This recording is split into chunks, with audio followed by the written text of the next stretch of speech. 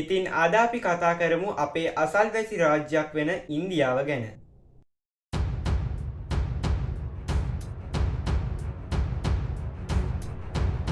උතුරින් නේපාලයටත් නැගෙනහිරින් බංගලාදේශයටත් හා දකුණින් ශ්‍රී ලංකාවට හා මාලදිවයින් රාජ්‍යයටද මායිම් වන ඉන්දියාවේ අගනුවර නවදිල්ලි. අගනගරය දිල්ලිය වුවත් විශාලතම නගරය මුම්බායි. නිල භාෂාව හින්දි. ඊට අමතරව පිළිගත් තවත් රාජ්‍ය භාෂා රාශියක් තිබෙනවා. රටේ වැඩි දෙනෙකු අදහන්නේ හින්දු ආගම වන අතර ඊට අමතරව ඉස්ලාම්, කතෝලික, සික් සහ බුදු දහමද ඇතුළත්. සමස්ත රටේ ජනගහනය මිලියන 851.8ක්. රාජ්‍ය මුදල් ලේඛකය ඉන්දියානු රුපියල්. ඉන්දියාවේ ජනාධිපතිවරයා රාම්නාත් කෝවින්ද්. උපජනාධිපතිවරයා වෙන්කයියා නායිදු. අගමැතිවරයා නරේන්ද්‍ර මෝදී. සම්පූර්ණ ඉන්දියාව වර්ග කිලෝමීටර 3 කෝටි 28 ලක්ෂ 7263ක් විශාලයි. ජාතික ගුවන් සේවය එයා ඉන්දියා. දිල්ලි නගරයේ ඉන්දිරා ගාන්ධී ජාත්‍යන්තර ගුවන් තොටුපොළ රටේ විශාලතම ගුවන් තොටුපළයි. නිල භාෂාව වන හින්දි වලට අමතරව තවත් භාෂා 447ක් පමණ කතා කරන දේශය. ඉන්දියාවේ පාර්ලිමේන්තුව හඳුන්වන්නේ ලොක් සභාව නමින්. ඉන්දියාවේ කාන්තා ශ්‍රම බලකායෙන් 57%ක් කෘෂිකාර්මික සේවයේ නිරත වනවා. මිලියන 522ක ඉන්දීය කම්කරු ශ්‍රම බලකාය ලොව දෙවන විශාලතම ශ්‍රම බලකායයි. ඉන්දියාව ලොව දසවන විශාලතම ආනයනකරුවා වන අතරම 19 වන විශාලතම අපනයනකරුවායි. ඉන්දියාව ලොව දෙවන විශාලතම තේ නිෂ්පාදකයයි. ලොව තුන්වන විශාලතම ඖෂධ නිෂ්පාදකයාද ඉන්දියාවයි. ලොව ප්‍රදේශයෙන් ප්‍රදේශයට වෙනස් වන වැඩිම බහුසංස්කෘතික විවිධාංග වලින් යුද්දේශය. මුල් මධ්‍යතන යුගයේදී ඉන්දියාව තුළ ක්‍රිස්තියානි ධර්මය, ඉස්ලාම් සහ සොරස්ත්‍රියානු වාදය ඉන්දියාවේ දකුණු හා බටහිර වෙරළ තීරයන්හි මුල් බැසගත්තා. මධ්‍යම ආසියාවේ මුස්ලිම් හමුදා වරින් වර උතුරු ඉන්දියාවේ තැනිතලා ප්‍රදේශ ආක්‍රමණය කළ අතර අවසානයේ දිල්ලි සුල්තාන් අධිරාජ්‍යයක් පිහිටුවා ගත්තා.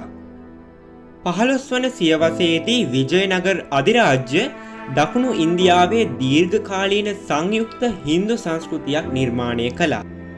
බ්‍රිතාන්‍ය නැගෙනහිර ඉන්දියා වෙළඳ සමාගමේ පාලනය ඉන්දියාව තුළ තම ආධිපත්‍ය පතුරවමින් බ්‍රිතාන්‍ය කිරීට පාලනය වර්ෂ 1858 දී මෙහි ස්ථාපිත වුණා. බ්‍රිතාන්‍ය පාලනය මෙහි ස්ථාපිත වීමෙන් පසු අධ්‍යාපනය, නූතනත්වය සහ පොදු ජීවිතය පිළිබඳ අදහස් මෙහි මුල් බැසගත්තා. වර්ෂ 1950 සිට ඉන්දියාව තුළ ෆෙඩරල් ජනරජයක් ක්‍රියාත්මක වන අතර එය ප්‍රජාතන්ත්‍රවාදී ව්‍යවස්ථාදායක පාර්ලිමේන්තුවක් මගිනුයි පාලනය කෙරෙන්නේ. ඉන්දියාව බහු සංස්කෘතික, බහු භාෂා සහ බහු වාර්ගික ජන සමාජයකින් යුද්දේශයක්. වර්ෂ 1951 දී ඉන්දියාවේ ජනගහනය මිලියන 361 සිට 2011 වර්ෂය වන විට බිලියන 1.2ක් දක්වා ශීඝ්‍ර වර්ධනයකට ලක් වුණා. වර්ෂ 1951 දී සංසන්දනාත්මකව අනාථ රටක් ලෙස හැඳින්වුණ ඉන්දියාව වර්තමානයේ වන විට වේගයෙන් පුළුල් වන මධ්‍යම පන්තියක් සහිතව ඉතාමත් වේගයෙන් සංවර්ධනය වන ආර්ථිකයක් සහ තොරතුරු තාක්ෂණික සේවා සඳහා කේන්ද්‍රස්ථානයක් බවටද මේ වන විට පත්ව තිබෙනවා. ඉන්දියානු චිත්‍රපට, සංගීතය සහ ආධ්‍යාත්මික ඉගැන්වීම් ගෝලීය සංස්කෘතිකාංග තුළ වැඩි කාර්යභාරයක් ඉටු කරනවා. ඉන්දියාව ලොව ඇති න්‍යෂ්ටික බලවතෙක්. ඔපරේෂන් ස්මයිලින් බුද්දා නමින් හැඳින්වූයේ ඔවුන්ගේ න්‍යෂ්ටික අවියක් තනාලීමේ පළමු ව්‍යාපෘතියයි. ඉන්දියාව න්‍යෂ්ටික අවි සහිත රාජ්‍යයක් වන අතර එය වාර්ෂික මිලිටරි වියදම් අතින් ඉතා ඉහළ මට්ටමක පවතිනවා. ඉන්දියාවේ අසල්වැසි රාජ්‍යයන් වන චීනය හා පාකිස්තානය කාශ්මීරය සම්බන්ධයෙන් ගැටලු ඇති කරගෙන ඇති අතර එය 20 වන සියවසේ මැදභාගය වන තෙක්ම නොවිසඳුණු ගැටලුවක්.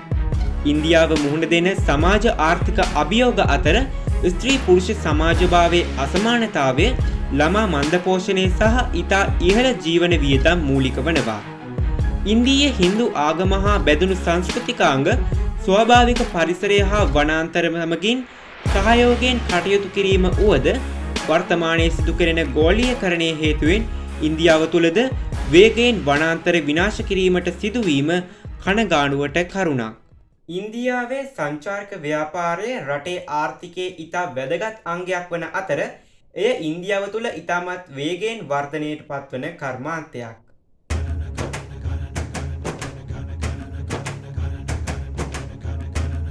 මදුරයි මීරාක්ෂී කෝවිල, තාජ්මහල්, සුන්දරබන්, බෙන්ගාල කොටි, රතුබල කොටුව, හාවා මහල්, ජාන්පූර්, ජාමා මස්ජිද්, ගෝවේ ඉන්දියාව තුළ වඩාත් ප්‍රචලිත සංචාරක ගමනාන්තයි. මූගල් ගෘහ නිර්මාණ ශිල්පයට අනුව ඉදිවුණු ටජ්මහල්, ජාමා මස්ජිද් ආදිය මේ අතරින් සුවිශේෂයි. එමෙන්ම සංචාරක ආකර්ෂණයේ දිනාගත් සුවිසල් වෙරළ තීරයන් යටත් විජිත සමයේ දේවස්ථාන ඇති ගෝව වැනි සංචාරක ප්‍රාන්තයන්ද ඉන්දියාවෙහි පිහිටා තිබෙන්නේ. සෞම්‍ය දේශගුණයක් සහිත බටහිර ඉන්දියාව, වෙහෙසකර ජනාකීර්ණ මුම්බායි වැනි නගර, හිම සහිත සීතල ශිම්ලාවද සංචාරක ආකර්ෂණයේ නෙතසිත ඇදබද තබා ගන්නවා. අවිහිංසාවාදයේ පියා නමින් හැඳින්වෙන මහත්මා ගාන්ධීතුමාත් ඉන්දියානු ජාතිකයෙක්. ඉන්දියාව බ්‍රිතාන්‍යයන්ගෙන් නිදහස ලැබුවේ වර්ෂ 1947 දී.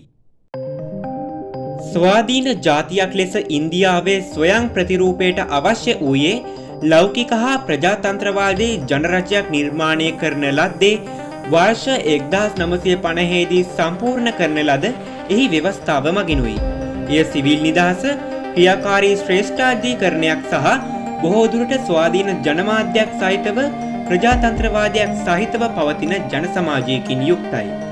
වර්ෂ 1990 ගණන්වලදී ඉන්දියාව තුළ ආරම්භ වූ ආර්ථික ලිබරල්කරණය විශාල නාගරික මධ්‍යම පන්තියක් සහිතව ඉන්දියාව ලෝකයේ වේගයෙන්ම වර්ධනය වන ආර්ථිකයක් සහිත රාජ්‍යයක් බවට පත්ව අවසන්. 1985 සිට ඉන්දියානුවන් මිලියන 431ක් දරිද්‍රතාවයේ හැරගිය ජන කොට්ටාසයක් බවට පත්ව තිබෙනවා. 2030 වර්ෂය වන විට ඉන්දියාවේ මධ්‍යම පන්තිය මිලියන 580ක් පමණ වනු ඇතැයි ගණන් බලා තිබෙනවා. ඉන්දියාව ලොව මූල්‍ය වෙළඳපොළ සංකීර්ණත්වයේ 17 වැනි ස්ථානයේද, බැංකු අංශයේ 24 වන ස්ථානයේද, ව්‍යාපාරික සංකීර්ණත්වය අතින් 44 වන ස්ථානයේද, නවෝත්පාදන අතින් 39 වන ස්ථානයේද පසුවනවා. බහු වාර්ගික, බහු ආගමික හා බහු සංස්කෘතික ජන සමාජයක් ඇති ඉන්දියාවේ සංස්කෘතිය මීට වසර 4500ක් දක්වා එපිටට දිව යනවා.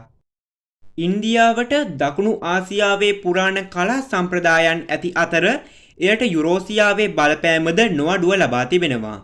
වර්ෂ 1928-29 කාල වකවානුවේදී පාකිස්තානයේ මොහොන්දජාරෝහි කරන ලද කැණීම් වලින් සොයා ගන්නා ලද පශුපති මුද්‍රාව මේ අතුරින් වඩාත් ප්‍රසිද්ධයි.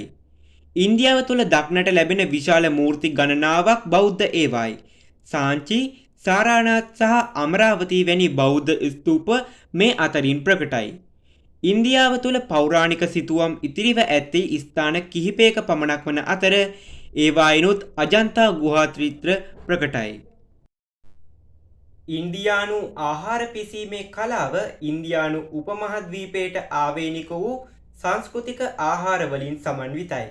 සංස්කෘතිය, ජනවාර්ගික කණ්ඩායම් සහ විවිධ රැකියා තරාතිරම් අනුව ඒ කලාපයෙන් කලාපයට වෙනස් වනවා.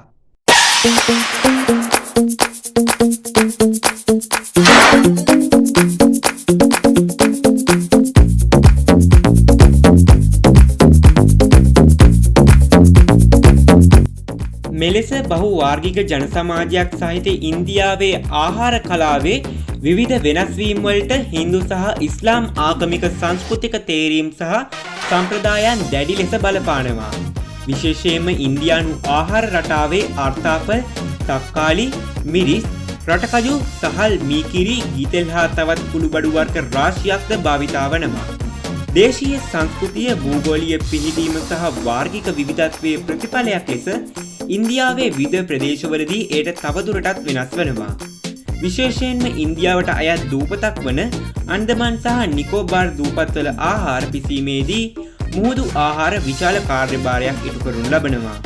ප්‍රධාන සාම්ප්‍රදායික ඉන්දියානු ආහාර අතර තෝසේ, වඩේ, බටර් නාන්, පරාටා, එළුමස් ව්‍යංජනය, ලාල් මාන්ස්, බිරියානි, සුන්කා, පුරන් මෝදක්, මාළු බාබකියු, ඉඩ්ලි, දෝසා, හීර් යන ආදියෙන් සමන්විත වනවා. ප්‍රදේශයෙන් ප්‍රදේශයට වෙනස් වන බහුසංස්කෘතික ජන සමාජයක් ඇති ඉන්දියාවේ ඇඳුම් පැළඳුම්ද ඒ ආකාරයෙන්ම විවිධාකාරයි. එමෙන්ම වෙනත් රටවල මෙන් නොව ඉන්දියානු සිනමාවද කලාවක් ලෙස නොව කර්මාන්තයක් වන තරමටම විශාලයි. තවද එය නිර්මාණය වන භාෂාව අනුව බොලිවුඩ්, කොලිවුඩ් ලෙස තවදුරටත් බෙදා වෙන් කෙරෙනවා.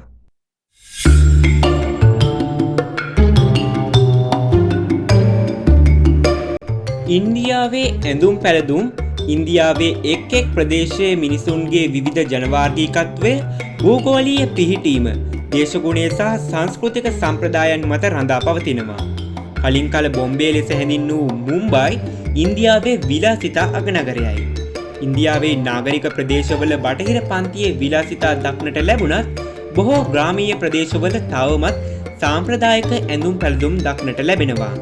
ඉන්දියානු කාන්තාවන් අතර සාරිය, සල්වාරිය, පංජාබ්, සායා හා හැට්ට ප්‍රසිද්ධ වන අතර පිරිමින් අතර වෙට්ටිය, බැනියම, කමිසය, දෝති හා සරම සුප්‍රකටයි.